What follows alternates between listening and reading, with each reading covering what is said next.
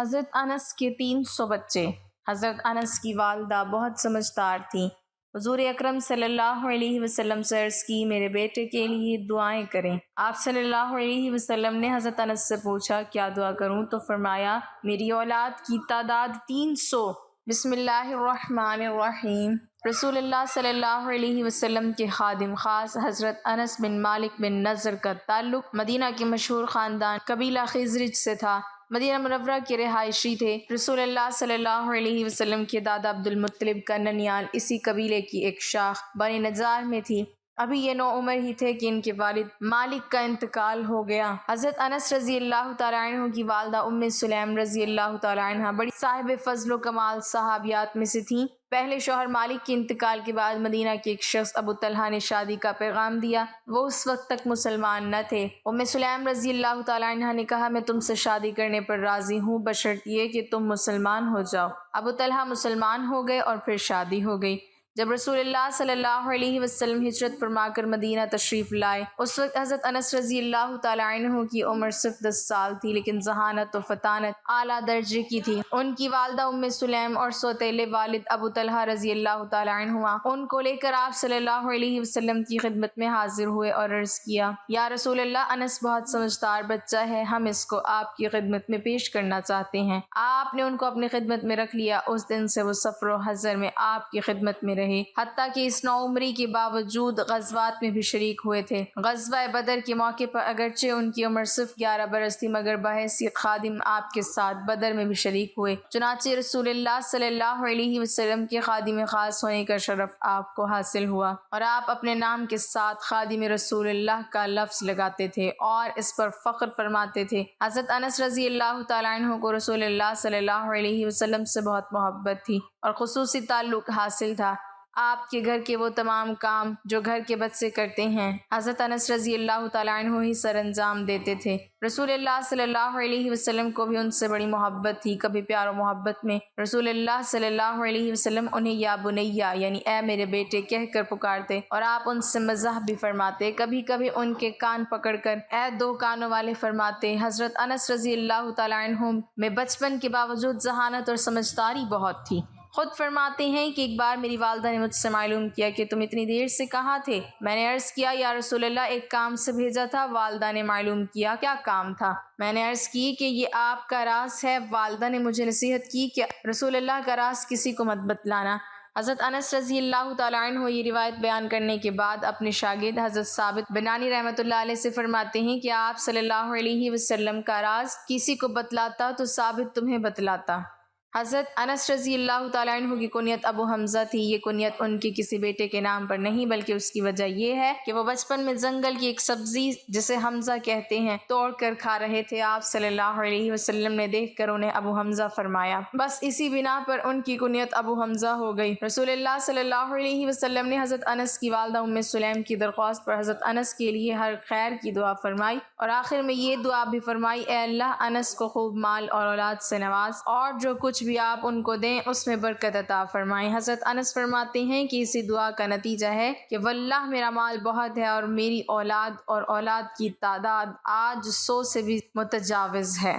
اسی دعا کی برکت سے حضرت انس کے باغ سال میں 2 بار پھل دیتے تھے جبکہ اور لوگوں کے باغات سال بھر میں صرف ایک ہی بار پھل دیتے تھے۔ بعض احادیث میں ہے کہ نبی کریم صلی اللہ علیہ وسلم نے حضرت انس کے لیے 3 دعائیں فرمائیں۔ نمبر 1 مال کی فراوانی، نمبر 2 اولاد کی کثرت، نمبر 3 جنت میں داخلہ۔ اس لیے صحیح مسلم شریف کی ایک روایت میں ہے حضرت انس فرماتے ہیں کہ رسول اللہ صلی اللہ علیہ وسلم نے میرے لیے 3 دعائیں فرمائیں، 2 کو تو میں نے پورا ہوتے دیکھ لیا ہے، انشاءاللہ تیسری دعا جنت میں داخلہ بھی ضرور قبول ہوگی۔ حضرت انس رضی اللہ تعالیٰ عنہ کو مال کی فراوانی کے باوجود عبادات سے حد درجے لگاؤ اور شوق تھا، خصوصاً نماز بہت اچھی اور بہت ہی اہتمام سے پڑھتے تھے۔ حضرت ابو ہریرہ رضی اللہ تعالیٰ عنہ فرماتے ہیں کہ میں نے کسی کو حضرت انس رضی اللہ تعالیٰ عنہ سے زیادہ رسول اللہ کی نماز کے مشابہ نماز پڑھتے نہیں دیکھا۔ حضرت انس نے جناب سرکار دو عالم صلی اللہ علیہ وسلم سے کثیر احادیث نقل فرمائی ہیں۔ ہجرت نبی کے بعد ان کا پورا وقت آپ کی خدمت اور صحبت میں گزرا اور انہیں بہت قریب سے آپ کے اعمال کو دیکھنے اور اقوال کو سننے کا موقع ملا۔ ان کی روایت کردہ احادیث کی تعداد 2286 سے ذکر کی جاتی ہے۔ حضرت انس رضی اللہ تعالیٰ عنہ سے روایت کرنے والے بعض صحابہ کرام بھی ہیں اور تابعین میں تو ان کی تلامذہ کی ایک بڑی جماعت ہے۔ ان کے مشہور شاگردوں میں حسن بصری، ثابت بنانی، قتادہ، زہری وغیرہ شامل ہیں۔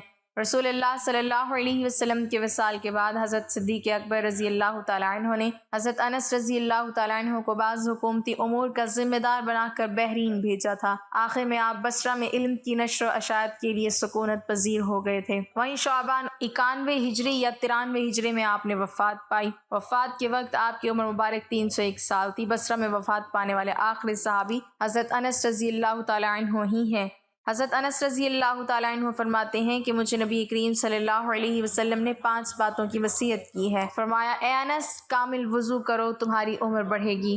جو میرا امتی ملے سلام کرو، نیکیاں بڑھیں گی۔ گھر میں سلام کر کے جایا کرو، گھر کی خیریت بڑھے گی۔ چاشت کی نماز پڑھتے رہو، تم سے اگلے لوگ جو اللہ والے بن گئے تھے ان کا یہی طریقہ تھا۔ اے انس رضی اللہ تعالیٰ عنہ، چھوٹوں پر رحم کرو، بڑوں کی عزت و توقیر کر تو قیامت کے دن میرا ساتھی ہوگا۔ حضرت انس رضی اللہ تعالیٰ عنہ فرماتے ہیں، مجھے جس وقت حضرت پاک صلی اللہ علیہ وسلم کا آخری دیدار نصیب ہوا، یہ وہ وقت تھا جب آپ نے پیر کے دن گھر کا پردہ اٹھایا۔ میں نے آپ کا چہرہ مبارک دیکھا تو وہ قرآن کریم کی نورانی ورق کی طرح چمک رہا تھا۔ لوگ اس وقت حضرت ابوبکر صدیق رضی اللہ تعالیٰ عنہ کے پیچھے نماز ادا کر رہے تھے۔ آپ کو دیکھ کر لوگ پیچھے ہٹنے لگے تو آپ صلی اللہ علیہ وسلم نے لوگوں کو اپنی جگہ کھڑے رہنے کا اشارہ فرمایا۔ پھر آپ نے پردہ گرا دیا۔ اسی دن کے آخری حصے میں آپ کا وصال مبارک ہو گیا۔ حضرت انس بن مالک رضی اللہ تعالیٰ عنہ فرماتے ہیں کہ حضور پاک صلی اللہ علیہ وسلم جس روز ہجرت فرما کر مدینہ منورہ تشریف لائے تو مدینہ کی ہر چیز روشن ہو گئی، اور جس روز آپ صلی اللہ علیہ وسلم دنیا سے رخصت ہوئے تو مدینہ منورہ کی ہر چیز تاریک نظر آنے لگی۔ ہم نے ابھی حضرت پاک صلی اللہ علیہ وسلم کو دفن کرنے کے بعد قبر کی مٹی سے ہاتھ بھی نہ جھاڑے تھے کہ ہم نے اپنے دلوں میں تبدیلی محسوس کی۔ دلوں میں تبدیلی محسوس کرنے کا مطلب یہ ہے کہ حضور پاک صلی اللہ علیہ وسلم کی ذات مبارکہ سے جو فیض حاصل ہو رہا تھا وہ ختم ہو گیا، اور حضور پاک صلی اللہ علیہ وسلم کی صحبت کی وجہ سے جو روحانی ترقی اور انوار حاصل ہو رہے تھے وہ ختم ہو گئے۔ یہ بات تو ظاہر ہے کہ جو کیفیت حضور پاک صلی اللہ علیہ وسلم کی حیات مبارکہ میں تھی وہ کہاں باقی رہ سکتی ہے۔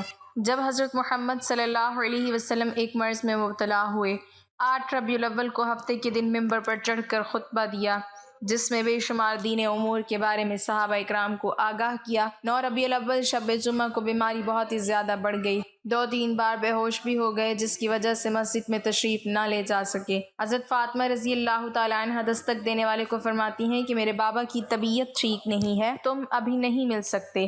حضور صلی اللہ علیہ وسلم اپنے لخت جگر سے فرماتے ہیں، بیٹی پردہ کر لو، اور یہ دستک دینے والا ملک الموت ہے جس نے آج تک کسی کے دروازے پر کھڑے ہو کر اجازت نہیں مانگی۔ نبی آخر الزمان وصال فرماتے ہوئے بھی یہی فرما رہے ہوتے ہیں، رب حبلی امتی۔ حضرت عائشہ رضی اللہ تعالیٰ عنہ سے مروی ہے کہ جب آپ صلی اللہ علیہ وسلم پر مرض الموت طاری تھی تو آپ صلی اللہ علیہ وسلم کی کیفیت ایسے تھی کہ آپ صلی اللہ علیہ وسلم اپنی چادر کو بار بار اپنے چہرہ مبارک پر ڈالتے تھے۔ جب زیادہ مرض کی کیفیت طاری ہوتی تھی تو چہرہ مبارک پر چادر لے لیتے تھے، جب کچھ بہتری محسوس کرتے تو اپنے چہرہ مبارک سے چادر کو ہٹا لیتے تھے۔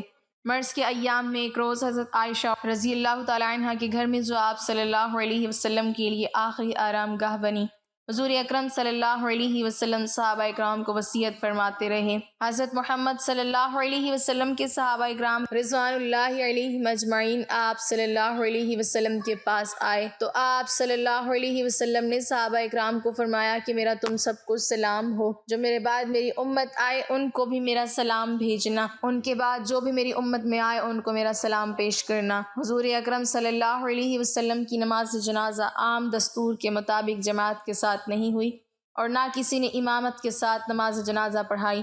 حضرت انس رضی اللہ تعالیٰ عنہ نے دریافت کیا، اے میرے پیارے آقا، آپ صلی اللہ علیہ وسلم کو غسل کون دے گا؟ آپ صلی اللہ علیہ وسلم نے جواب دیا کہ میرے اہل بیت مجھے غسل دیں گے۔ پھر حضرت انس رضی اللہ تعالیٰ عنہ نے پوچھا کہ آپ صلی اللہ علیہ وسلم کو کفن کون دے گا؟ پھر آپ صلی اللہ علیہ وسلم نے وہی جواب دیا کہ میرے اہل بیت۔ پھر پوچھا آپ کو قبر انور میں کون اتارے گا؟ حضرت محمد صلی اللہ علیہ وسلم نے ارشاد فرمایا میرے اہل بیت۔ جس کے بعد حضرت انس رضی اللہ تعالیٰ عنہ نے بڑے ادب و احترام سے دریافت کیا، اے اللہ کے نبی صلی اللہ علیہ وسلم، آپ کی نماز جنازہ کی امامت کون کروائے گا؟ یہ بات سن کر آپ صلی اللہ علیہ وسلم کی آنکھیں نم ہو گئیں۔ آپ صلی اللہ علیہ وسلم نے فرمایا کہ مجھے غسل دے کر اور کفن پہنا کر سب باہر چلے جانا، سب سے پہلے اللہ تعالیٰ مجھ پر اپنی رحمت نازل فرمائے گا۔ اس کے بعد حضرت جبرائیل علیہ السلام اور حضرت میکائیل علیہ السلام میرے لیے اللہ تعالیٰ سے دعا کریں گے۔ اس کے بعد سارے فرشتے آ کر میرے لیے دعا کریں گے۔ اس کے بعد میرے گھر والے آئیں گے، میرے لیے دعا کریں گے۔ پھر عورتیں اور بچے آئیں گے اور دعا کریں گے۔ پھر غلام میری میت کے پاس آ کر دعا کریں گے۔ اس کے بعد انصاری مرد، عورتیں، بچے اور ان کے غلام آ کر دعا کریں گے۔ اس کے بعد مجھے اللہ تعالیٰ کی سپرد کر دینا۔ ابن اسحاق دوسرے راوی نے نقل کیا ہے کہ تجہیز و تکفین کے بعد حضرت محمد صلی اللہ علیہ وسلم کی میت مبارک کو حجرہ شریف میں رکھا گیا تھا۔ پہلے مردوں نے، پھر عورتوں نے اور بچوں نے گروہ در گروہ آپ صلی اللہ علیہ وسلم کے پاس حاضری دی۔ حضرت محمد صلی اللہ علیہ وسلم کو غسل حضرت علی رضی اللہ تعالیٰ عنہ نے دیا۔ حضرت عباس اور ان کے بیٹے فضل اور قاسم رضی اللہ عنہم ان کی مدد کر رہے تھے۔ نیز آپ صلی اللہ علیہ وسلم کے دو موالی حضرت اسامہ بن زید اور حضرت شکران رضی اللہ عنہم بھی غسل دینے میں شریک تھے۔ حضرت محمد صلی اللہ علیہ وسلم کو 3 سوالی سوال کے بنے ہوئے سفید کپڑوں میں کفن دیا گیا۔ نبی اکرم صلی اللہ علیہ وسلم کے پردہ کرنے کے دن آپ صلی اللہ علیہ وسلم کی چارپائی مبارک کے ساتھ لوگ قطار بنا کر کھڑے تھے۔ ہر کوئی انفرادی طور پر آپ صلی اللہ علیہ وسلم کے لیے دعا کرتا، لہٰذا بدھ کے دن آپ صلی اللہ علیہ وسلم کو اللہ تعالیٰ کے سپرد کیا گیا۔ آپ صلی اللہ علیہ وسلم کو حضرت ابن عباس اور حضرت علی رضی اللہ تعالیٰ عنہ اور آپ صلی اللہ علیہ وسلم کے غلام شکران نے قبر میں اتارا، تو جب یہ قبر سے باہر نکلے تو مغیرہ بن شعبہ قبر پر کھڑے تھے۔ انہوں نے اپنی انگوٹھی اتار کر قبر میں پھینک کر حضرت علی رضی اللہ تعالیٰ عنہ سے کہنے لگے کہ میری انگوٹھی گر گئی ہے، کیا میں وہ نکال لوں؟ حضرت علی رضی اللہ تعالیٰ عنہ نے فرمایا جی نکال لیں، تو وہ قبر میں اترے اور حضرت محمد صلی اللہ علیہ وسلم کے جسم سے لپٹ گئے اور آپ صلی اللہ علیہ وسلم کے بوسے لینے لگے اور دھاڑی مارنے لگے۔ وہ انگوٹھی بہانہ بنایا تھا، اصل بات تو یہ تھی کہ آپ صلی اللہ علیہ وسلم کے جسم سے لپٹنا چاہتے تھے۔ تو لوگوں نے اوپر سے کہا کہ باہر آ جاؤ۔ آخری انسان جس کا جسم آپ صلی اللہ علیہ وسلم سے لگا وہ مغیرہ بن شعبہ رضی اللہ عنہ تھے۔ پھر آپ صلی اللہ علیہ وسلم کی قبر کو مٹی سے بند کر دیا گیا۔ جب یہ مسئلہ کھڑا ہوا کہ حضور صلی اللہ علیہ وسلم کی قبر کہاں بنائی جائے، تو اس موقع پر شیر خدا حضرت علی رضی اللہ تعالیٰ عنہ سے منسوب ہے کہ آپ نے فرمایا تھا کہ جہاں نبی کی وفات ہوتی ہے وہاں ہی اس کی تدفین کی جاتی ہے۔ حضرت انس رضی اللہ تعالیٰ عنہ سے مروی ہے کہ حضرت فاطمہ رضی اللہ تعالیٰ عنہ کھڑی ہوئی، انہوں نے فرمایا کہ کس طرح تم نے آپ صلی اللہ علیہ وسلم کو مٹی میں چھپایا ہے، کس طرح سے آپ سب نے میرے بابا جان پر مٹی ڈالی۔ پھر فرمایا کہ یہی اللہ تعالیٰ کا قانون ہے، بنا رکوع اور سجود کے صرف قیام پر مشتمل میت کو قبلہ رخ لٹا کر غسل کے بعد کفن پہنا کر کسی پاک جگہ پڑھی جانے والی نماز جنازہ کہلاتی ہے۔ یہ یاد رہے کہ یہ ایک ایسی نماز ہے کہ جو مرنے والے کے لیے دعائے مغفرت کے طور پر پڑھی جاتی ہے۔ ہم سب یہ جانتے ہیں کہ اللہ کے پیارے نبی حضرت محمد صلی اللہ علیہ وسلم کو نماز مغفرت کی ضرورت ہی نہ تھی۔ روایات میں آتا ہے کہ اپنی ماں کی بات کرتے ہوئے حضرت انس بن مالک کہا کرتے تھے کہ میری ماں بڑی سیانی تھی، ماں کا سمجھدار ہونا اولاد کو سنوار دیتا ہے۔ حضرت انس بن مالک فرماتے ہیں کہ جب حضور اکرم صلی اللہ علیہ وسلم ہجرت کر کے مدینہ تشریف لائے تو میرے والد صاحب ناراض ہو کر چلے گئے تھے، تو میری والدہ تھی اور میں تھا۔ میری والدہ ام سلیم رضی اللہ عنہ حضور کی خدمت میں آئی اور کہا یا رسول اللہ صلی اللہ علیہ وسلم، انصار مدینہ کے ہر گھر نے آپ کی کچھ نہ کچھ خدمت کی ہے، میں ایک بے سہارا عورت ہوں، خامد میرا چلا گیا ہے، پتہ نہیں کہاں گیا ہے، ایک بیٹا میرے پاس ہے انس، میں یہی آپ کے لیے وقف کرتی ہوں، آج کے بعد انس میرا نہیں کہ آپ کا بیٹا ہے، یہ آپ کی خدمت کرے گا، آپ کا خادم ہوگا۔ کہتے ہیں کہ مجھے حضور اکرم صلی اللہ علیہ وسلم کے حوالے کر دیا۔ 10 سال کی عمر میں میں حضور کی خدمت میں آیا، 10 سال میں نے حضور صلی اللہ علیہ وسلم کے ذاتی خادم کے طور پر خدمت کی، اور 21 سال میری عمر تھی جب حضور اکرم صلی اللہ علیہ وسلم کا وصال ہوا۔ حضور نبی کریم صلی اللہ علیہ وسلم مدینہ منورہ میں عام طور پر بلا ضرورت لوگوں کے گھروں میں نہیں جایا کرتے تھے، یہ حضور صلی اللہ علیہ وسلم کا معمول نہیں تھا۔ اپنا گھر مسجد ضرورت کی جگہ لیکن حضرت انس کے گھر تشریف لے جایا کرتے تھے۔ حضور صلی اللہ علیہ وسلم تشریف لایا کرتے تو جو بھی خدمت ہوتی حضرت انس فرماتے ہیں ہم کرتے تھے۔ کہتے ہیں کہ ایک دن نبی کریم صلی اللہ علیہ وسلم تشریف لائے، چاشت کا وقت تھا۔ حضرت انس فرماتے ہیں کہ میری ماں کتنی سمجھدار تھی کہ حضور اکرم صلی اللہ علیہ وسلم سے عرض کیا یا رسول اللہ صلی اللہ علیہ وسلم، آپ کا بچہ ہے، نوکر ہے، اس کے لیے دعا فرما دیں۔ حضور بھی موج میں تھے۔ حضرت انس کہتے ہیں کہ حضور نے مجھ سے پوچھا، انس کیا دعا مانگوں تمہارے لیے؟ میں نے کہا یا رسول اللہ صلی اللہ علیہ وسلم، لمبی عمر چاہے، بہت پیسے چاہیے، بہت اولاد چاہیے۔ حضور اکرم صلی اللہ علیہ وسلم نے 3 دعائیں فرمائیں۔ فرمایا اے اللہ اس کے مال اولاد میں کثرت عطا فرما اور اس کو جنت میں داخل فرما۔ حضرت انس فرماتے ہیں کہ 3 دعاؤں میں سے 2 دعاؤں کی قبولیت تو میں نے آنکھوں سے دیکھی۔ رسول اللہ صلی اللہ علیہ وسلم کی دعا کا اثر تھا کہ انہوں نے 100 سال سے زیادہ عمر پائی، آخر عمر تک بالکل سیدھے کھڑے ہوتے تھے۔ فرماتے ہیں اپنی اولاد کے بارے میں کہ اپنی زندگی میں بیٹے بیٹیاں پوتے پوتیاں نواسے نواسیاں جو اپنے ہاتھ سے دفن کر چکا ہوں وہ 90 کے لگ بھگ ہیں اور 200 اس وقت بھی موجود تھے۔ حافظ ابن حجر اسقلانی کہتے ہیں تقریباً 200 اس وقت زندہ تھے، اللہ نے اتنی رونق لگائی تھی۔ حضرت انس کہتے ہیں کہ اپنے مال کے بارے میں اندازے سے بھی نہیں بتا سکتا کہ میرے پاس کتنا مال ہے۔ حضور کی دعا کی برکت ہے کہ ہر شخص کا باغ سال میں 1 مرتبہ پھل دیتا ہے، میرا باغ سال میں 2 مرتبہ پھل دیتا ہے اور پھلوں میں مشک کی خوشبو آتی ہے۔ فرمایا کرتے تھے کہ تیسری دعا یعنی جنت میں داخلے کی دعا